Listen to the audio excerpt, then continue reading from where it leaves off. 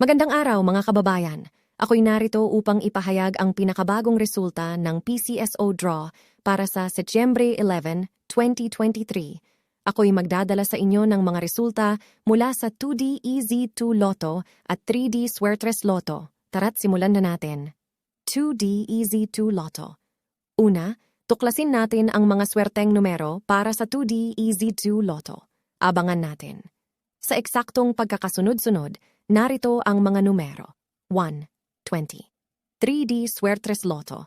Ngayon naman, tara na at tingnan ang mga mapalad na numero para sa 3D Swertres Lotto. Narito ang mga ito in exact order. 2, 8, 1.